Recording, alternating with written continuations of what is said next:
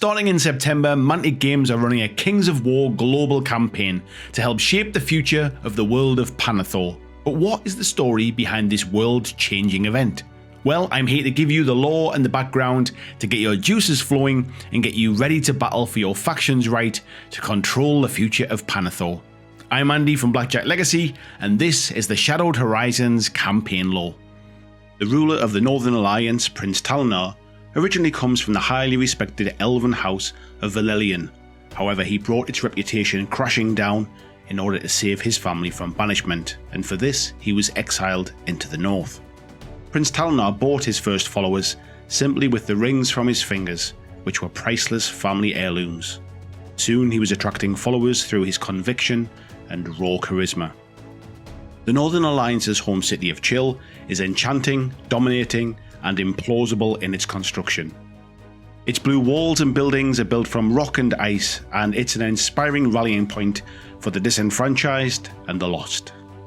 Over time, the Northern Alliance has grown into a promising young nation with its own network of diplomatic envoys and trade routes. The disparate dwarfs, elves, naiads, trolls, humans and beasts of the cold north find themselves united together under a single figurehead, a capital, a cause, and a banner. They are a powerful symbol of collaboration and represent a great hope for the future. Prince Talnar is guided by and protects a great secret which other nations and factions are desperate to locate and understand. A sudden aura of power and energy emanating from the city of Chill has caught the eye of many evil forces in Panathol, and rumours fuel suspicion among both current and potential allies. Fortunately, Chill is well protected, with a mighty network of watchtowers and outposts stretching outward from its commanding position. Many have already come for the secret within the walls of Chill. Following the flooding of the Abyss, the Wicked Ones directed their legions of abyssal dwarfs to travel north and unlock the secrets that Prince Talnar was guarding there. The campaign was long and brutal for both sides, starting small and building to a full-scale war through the mountains. Hampered by the logistics of the terrain, the distance and the harsh northern climes, the abyssal incursions ground their way to Chill over a period of 5 years. Having lost many warriors in the invasion of Halby, the abyssal dwarfs relied heavily on their subservient ratkin slaves, and through a deal brokered with the Twilight Kin, managed to spread chaos in the subterranean tunnels of the Northern Alliance, unleashing horrors from the void.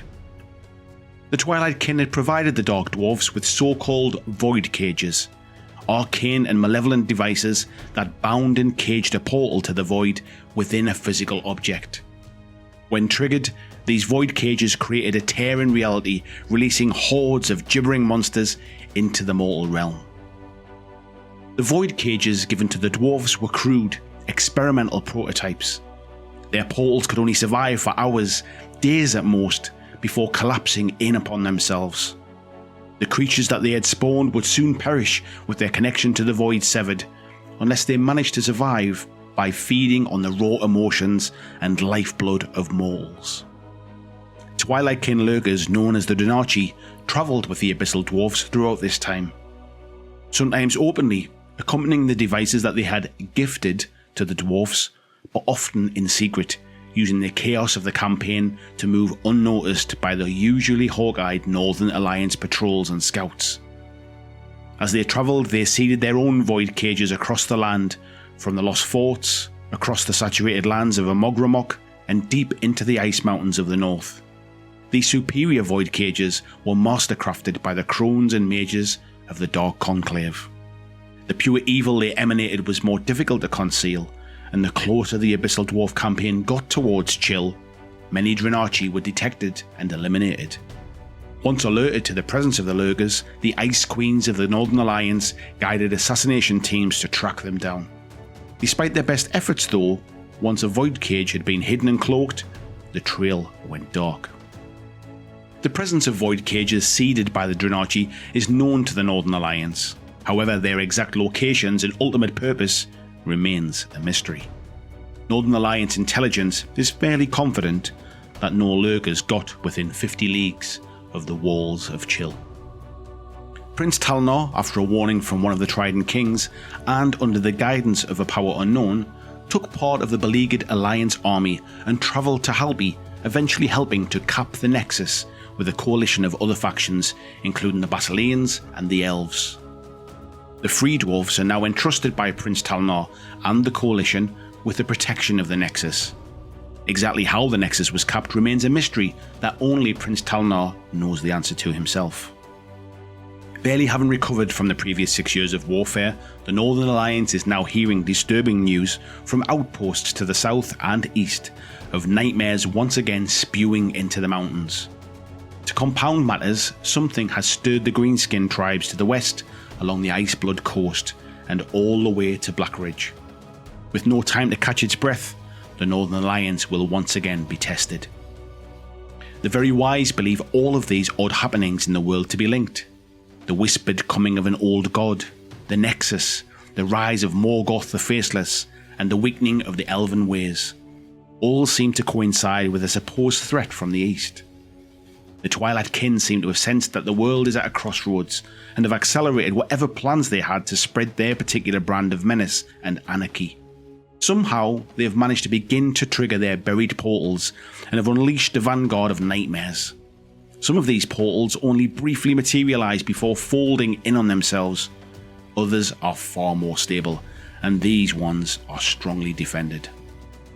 Recently, in the far eastern waters of the Carrick Gulf, a dwarf fleet found itself embroiled in a desperate battle against the Salamanders. But these creatures were unlike the Salamanders of the Three Kings. They came from a far-off land, and all the dwarves could glean was that they were fleeing from something. A force the likes of which had never been seen before, and against which magic had no surety. The last survivor of the Salamander fleet said just one word before succumbing to its wounds: Zerkali. With this new nightmarish threat approaching, Prince Talnar has dispatched a band of heroes to their respective factions and regions to gather support in defence of the North and to resist the resurgent Night Stalker onslaught. In the meantime, he will need to act soon as Night Stalker forces from the opening void cages begin to make their way towards Chill up the Nordgard Pass. Their best way to delay them and buy our heroes some time is a coordinated strike by the largest force of Frostclaw riders ever assembled. Will our heroes manage to rally the troops and defend against the Night Stalker invasion? Will those nightmares overcome the frozen north and reveal the secrets held within? Find out by taking part in the Kings of War Shadowed Horizons campaign this September.